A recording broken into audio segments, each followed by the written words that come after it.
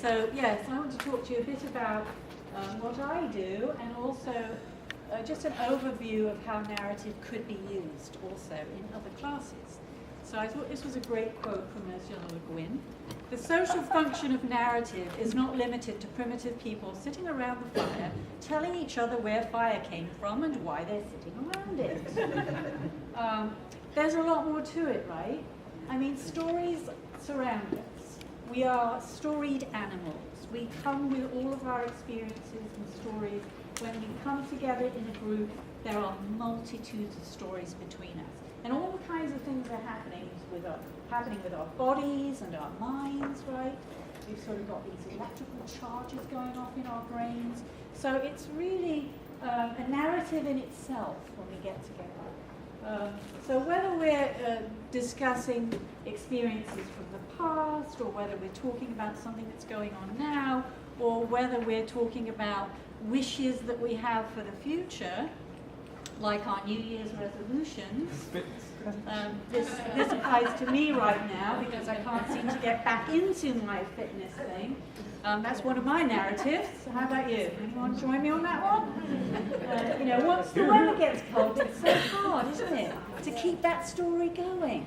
I was so good in the summer. I would get home, get on my bike, go straight out. Now forget about it. Get home, get on the couch, get warm. That narrative. So yeah, we can all relate to that narrative. So let's see. So what I was thinking about in terms of, oops, I went back the wrong way. One of my narratives is that it needs some new glasses, and I keep hitting the wrong button. Here we go. So one of the things that I'm doing in my class then, because people are wondering what I'm doing in this one credit all-day Saturday class. Right? It's a long class. So I have I have a handout on your tables about the two classes that I teach. They're both very related. So I'm going to be talking about expressive writing and narrative sort of in tandem here, because they are very closely related. My first class that I teach is specifically about expressive writing. But then the second one, we look a lot more at story and narrative. In the first class, we talk about things like narrative medicine, which some of you, I'm sure, know a lot about. And we talk about how expressive writing can affect us. So I'm interested in the actual impact of writing itself. And it's a new thing for a lot of my students coming in, because they're used to all the academic writing, and they're used to being told, do not use I. Never use I. So they come into my class and I'm like, how are you doing? Tell me about you. So it becomes all about the I. And other people's I's. They share their stories. So I'm looking at it from a sort of generative idea in terms of generating stories, and regenerative in terms of making you feel better. Does anyone have this experience of writing something and actually feeling better? And I'm not talking about something you have to write and get published or whatever and get edited. I'm talking about something you write for yourself. Does anyone have this experience? Does anyone journal? Lots of evidence to show that journaling really does make an impact. Anything that you do with writing that becomes an intentional practice, all the studies show that there really is an impact. There really can be a change on you physiologically and emotionally. So part of what I'm doing in my class is this kind of storied writing, but also a lot of reflection. And as many of you know, reflection is a really powerful tool, right? Because once we start thinking about what it is that we just learned, or what it means, it really, it sort of ramps it up a bit. It ramps up the learning. So, yes, our brains are wired for story. So there is a physiological impact.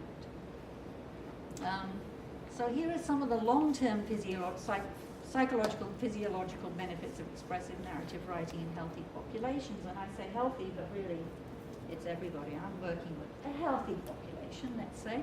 Improved cognitive processing, creative and critical thinking, reduced feelings of stress, improved working memory. Does that surprise you?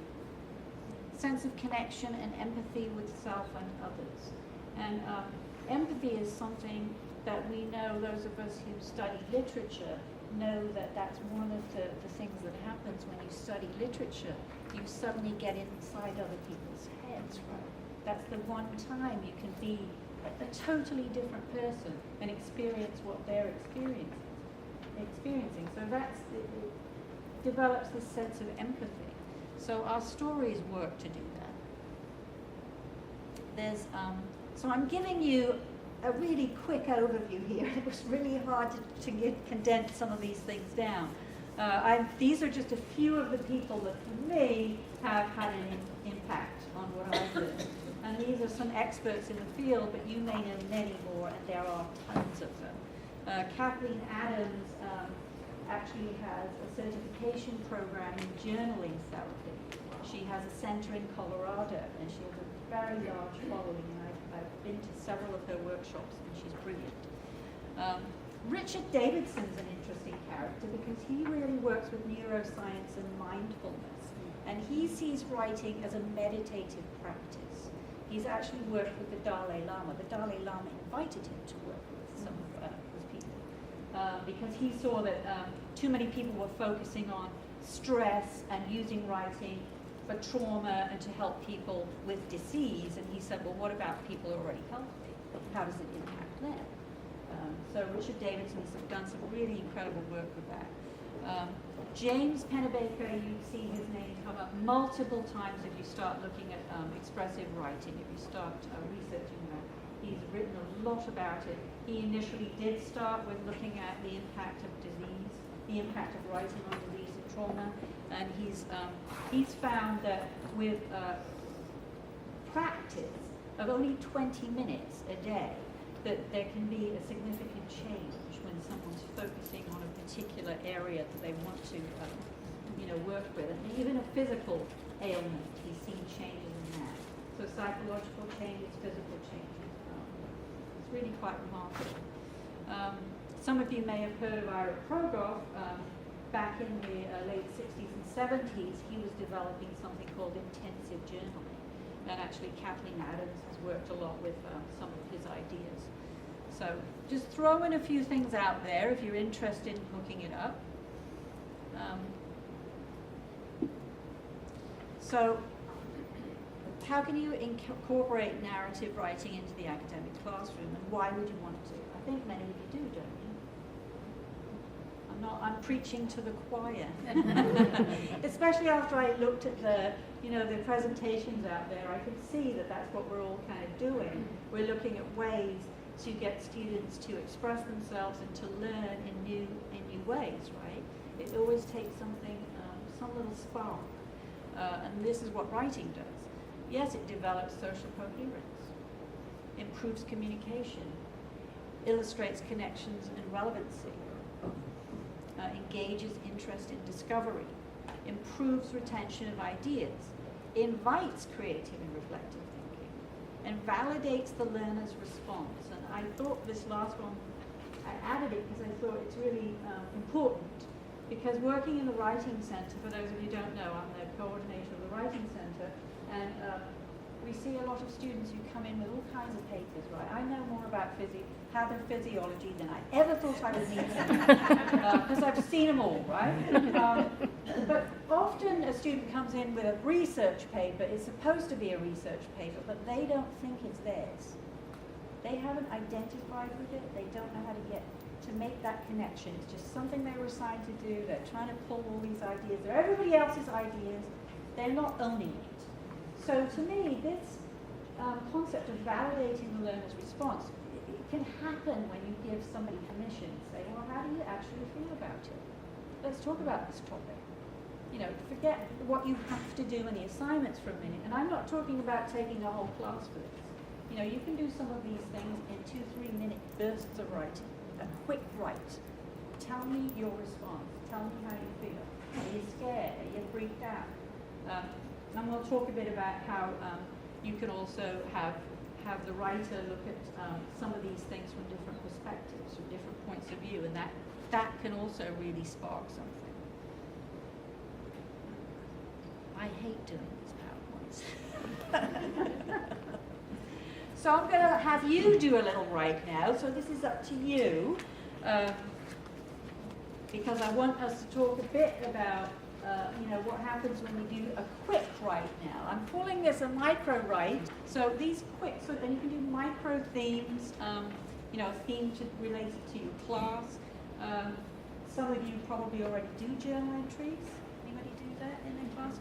These are really effective too. Just giving the writer a chance to just kind of mull things over in a way that's not related to the grade or stressing over how they're doing, but just so they can just let their thoughts sort of flow about it.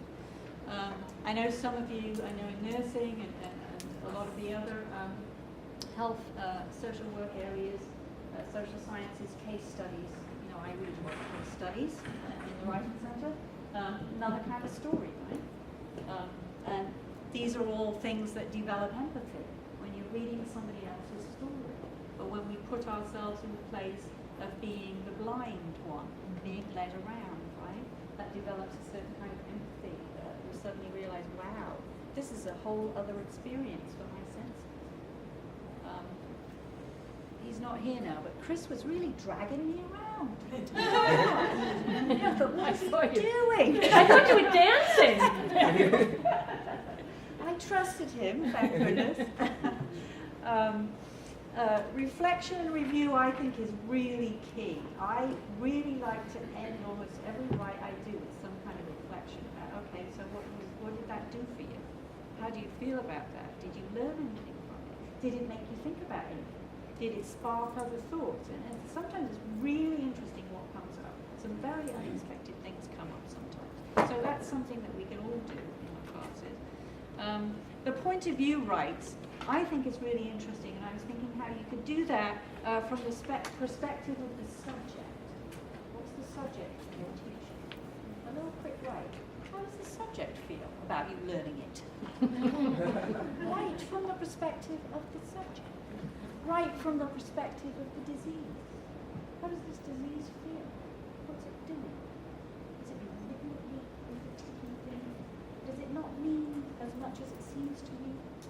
Are its intentions not as bad as they seem to be? There's all kinds of ways you could use point of view to just get the writer thinking about this thing in a different way, which I think is it's really key to sort of shifting our thinking and also generating interest and more ideas, right? From the perspective of the research. We have our students do these research assignments. Here's an expert, but why are they an expert? Let's write from the perspective of who is this person who's going on about this? What do they know? Let me just speak right from that person's perspective. I'm an expert now. This is what I know. And it's very interesting how that can shift the writer's perspective and actually sort of changes their relationship to whatever it is, the subject, the topic, Or from, they're used to writing. So many of us, when we start out, we're used to writing from the perspective of the novice. I don't know anything. Sometimes it's good to express that, just admit it. I don't know a damn thing about it. Right? And that's, you have permission, because we all start off, as little idiots, right? We don't know anything. We're little drunk people wandering around, bumping into things. So sometimes, we forget that we were like that too. And it's good to give our students, I think, permission. It's okay to be a novice. We're all novices at something. These are just a few ideas that I had, to sort of throw this together. But I think that most of you could find something here. Anybody, any thoughts on it? Yeah, I think the last one, point of view. I think one time in one of my classes, I'm in education, special education, and the students, the way they can describe the students that misbehave. And I threw it out. How do you think the mother of that child would, describe their child's behavior and so forth? And you're right, it made them more empathetic. So that idea of thinking of it from another point of view, it does make us review and start fresh. Right, and it makes connection. It makes connection, so it doesn't seem like this isolated thing. Anybody else have any thoughts? In my class, I your class, I start off the first writing assignment is I want you to write a press release announcing you to your dream job. And they love that, but then they sit there and like, well, I know what I want to do. And I said, well, that middle paragraph has to talk about, your qualities. And they really, now it's like, oh, now I have to sit down and really think about myself and how I have to talk about myself. And it changes the perspective. That's a And great yeah, they really, they're good at it. They have, it stops them in their tracks. Right. Well, thank you all. I don't want to take up Anne's time now, since we're doing this together, but this was a rushed job. So I hope you appreciate that. I just wanted to give you something.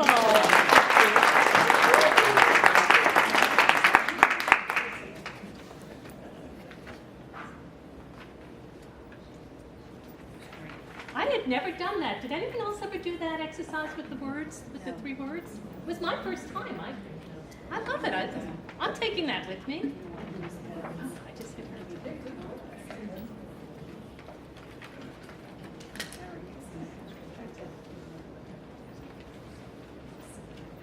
Yes, I will collect my words, so you can put them back in the envelope for me. Thank you. It takes a long time to put those in.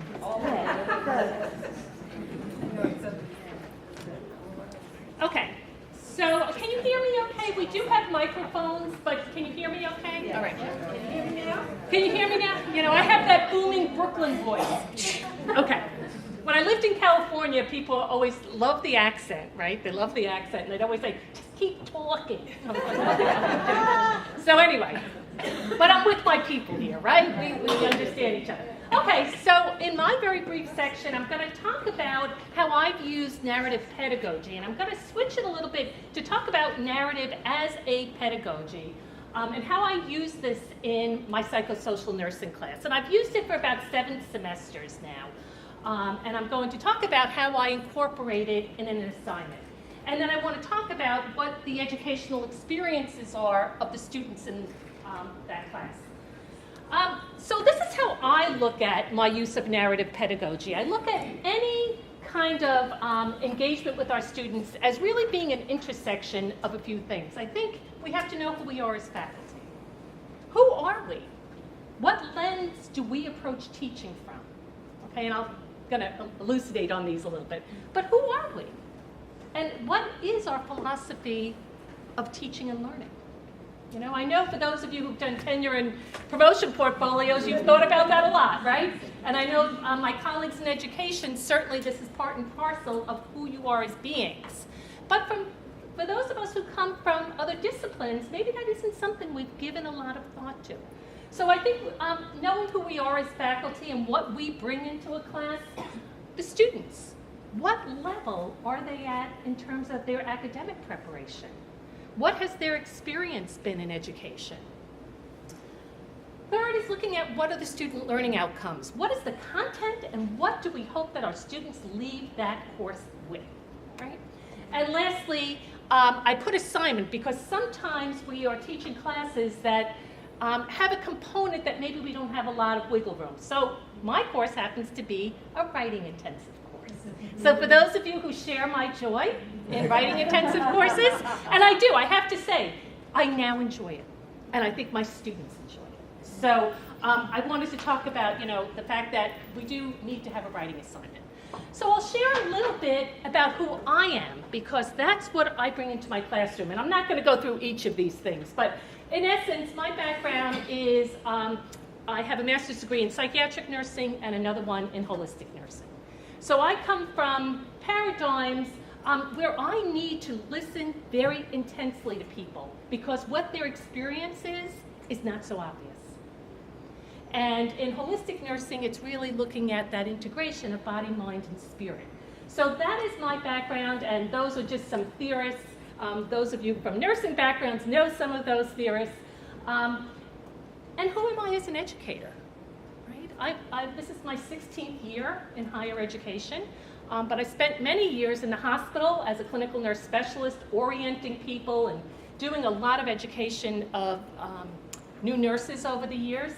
And so I came from a background of teaching, but I really needed to ground myself. It wasn't until I was in my doctoral work, and my background is in EDD, in higher ed leadership, that I really got immersed more into understanding lots more about teaching and learning. And so Parker Palmer and Mikichi and reflective thinking of King and Kutcher, and Pat Benner is a nurse theorist, by the way, and I know my nursing colleagues who really looks about the progression of an individual from novice to expert. And then the higher education environment, which is where we work. Now my students are in their second semester of their clinical experiences. So they're baby nurses. They've been in the clinical area one time, they've had 14 days of experience, and So when I'm talking about some kind of health alteration, I told you I teach psychosocial nursing, they usually have never seen it. They have no idea what I'm talking about, or they've seen a piece of it, or they've heard about it, but they don't really understand it. So it's a little bit difficult to say to them, if I'm talking about something like a conversion disorder.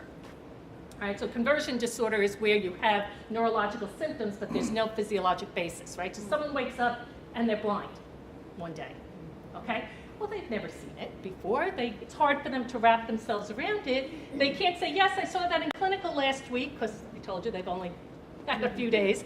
So I need to help them to understand what that experience is, and I really search for how to create this experience. I'm not going to read this out loud, but in essence, this is what the course description is. And you can see what we're trying to do is help students identify alterations in their health experience, and then look at what is the role of the nurse in terms of evidence-based practice to address that. Another component of this course is therapeutic communication. So again, I'm not going to read all of this. And these are some of the course objectives, and it's exactly what I just spoke to, the importance of the nurse-patient relationship, looking at alterations in health, incorporating research into how we approach patients, and understanding knowledge of learning styles. Okay, so I told you I teach a writing intensive class, and those of you who teach it know it's done in 3 parts, and we do this dance with drafts back and forth, right? How many of you understand writing intensive courses, right? Okay, so you know how this goes. So what I do with it is in part 1, I have students select a topic off the syllabus. So one of the topics in the syllabus is substance use disorders. Okay, I'm just throwing that out. So rather than in part 1 talking about what the signs and symptoms are, I have them write it as if they are the person having that experience. Okay, and I'll show you an example. So it means that they still need to know the signs and symptoms, right? But now they have to understand, what must that experience be about? Okay, so they write it, and I need to tell you, those narratives are incredible. They're incredible. And then part 2 gets into what we would do with the interventions, and that's much more of a traditional kind of academic paper, right? They're talking about what would they do, and they're picking peer-reviewed journals to support it, okay? And then in part 3, I now have them think about, I'm the nurse. How am I going to care for this person? Not in terms of interventions, but how do I use myself therapeutically, if you will, the art of nursing. So now they have to talk about, gee, this is really hard. Taking care of a patient who's in the emergency room for the 10th time this week, right? Because they are not caring for themselves or following a health regime, I'm angry. But I can't allow that to interfere with the way I care for this patient. But in this paper, I can talk about it. Okay? So that's what part 3 is. So again, you can't perhaps read this whole thing, but this is a piece of a narrative that a student wrote. Now, as you're looking at it, and I have to say the first time, if you're like me, that pen is out as you're going through papers. Somehow, I don't know, turn it in and doing it electronically, although I am a total digital person, I just love the pen, when it comes to papers. So you can imagine, or maybe you're like me, you started looking and said, why are those caps there? right? So I started, what do you think I did? I'm starting to, circling, right? Well, as I read it, I realized this student is writing about obsessive compulsive disorder. And we had a dialogue about this. And she said to me, this was the obsession, the S's, the T's, the B's needed to all be capitalized throughout. And she walked away and said, you know how hard it is to have OCD? Do you know how hard it was to purposefully use the shift key that many times? Now, imagine what it's like if you compulsively need to do it. That urgency is there and the discomfort, right? So this is something she produced, and she said, I kind of get it. It took me probably 10 times as long to produce this paper because of needing to do this. But I didn't get it right away. Right? But that's an example of someone's narrative. This is another narrative that a student, and again, these are just pieces. They're much longer, as you can imagine. But this is an example that a student put together because one of the, and I'm sure as you read it along, you can get a sense that she really kind of gets what someone who's having this experience may feel like. And she's writing about someone who has had the experience of a sexual assault, who is now experiencing either rape trauma syndrome or PTSD. And so this is what she wrote. So again, I have other examples. I'm happy if anyone's interested. The students have given me permission. I've taken names off, and I'm happy to share any of those papers with you, as well as if anyone is interested in an assignment like this, I'm happy to share my assignment guidelines with you and the rubric. Yes, we apply rubrics to everything, right? But, okay. So, what does it really allow? What we do with these is, we do the writing intensive portion, and then towards the end of the semester, we pick a day where everyone brings in their narrative. We take the names off, so no one, front page is removed. And what we do is we use it as a way to wrap up the semester, where students then read aloud in small groups narratives, and then they're pulling out the signs and symptoms and recognizing that. And I don't give them the other pieces. Then they come up with, how would we intervene? And they identify the interventions. This is how we kind of do our course review. And then we talk about what and how would the nurse perhaps intervene, and what might be some of the therapeutic use of self with this individual. So co-learning happens because we get to learn from one another. We share our insights with one another. Creativity. As I said, I'm very, very happy to share things I've been cultivating over the last 7 semesters of using this with students. And they're just incredible. These are really profound, and I sit and look at myself and say, these are 2nd semester clinical students, but they have such an appreciation for the patient experience. And all of us in this room are cared for at some point by a health provider, and isn't that what we want from our health provider? We want to feel that they understand our experience, right? And too many times that doesn't happen. And empathy. So, my goal with the 3rd part is really to then have an appreciation and an empathy for seeing that through the patient's eyes. And when Pamela said, writing from other point of views, that's what this paper allows. And it really allows us to see it from a few different lenses. So I have to say, I've gone from, as a faculty member, not really liking the writing intensive assignment to I really like it. And I have to tell you, the students, absolutely, well, I can't say that, they're asking for the paper. All right, we're not at that point. But yeah, please give us more papers. That doesn't happen. But they truly do walk away from it and have all spoken about how enriching it was, how they really appreciate the struggle that people experience. So what I'm going to be doing with this, I'm actually going to be starting to research this, because I'm interested in looking at how empathy, using an empathy scale to see how that can then be impacted by writing from different points of view. So stay tuned at some point. But anyway, what I want to do with us now, because you have your own thoughts here, is we're going to think, oh no, okay, good, I didn't lose it. All right, let's see if I can pull this up. Hopefully it didn't. Oh, I lost it. Okay, well, we're going to do something else. We'll do this instead. I had pulled up something, but that's okay. All right. We're going to that link in Yeah. the final? Go to the bottom. Just cut and paste it.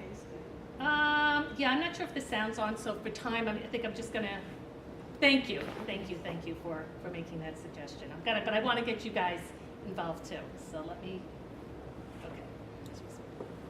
okay, so, we're gonna switch hats now and give you guys a chance. You're gonna all be starting class next week. Yes, you might be starting it online, you may be starting it in a classroom. But I want you to compose a one-paragraph narrative of how a student may be thinking or feeling as he or she walks into your classroom or logs onto Canvas for the first class session of your course this semester. From the perspective of a student. Does it have to be more than one word? Huh? No, I missed what you said. And it doesn't have to be a paragraph. It can be a couple of sentences. But I want you to write from the first person student perspective.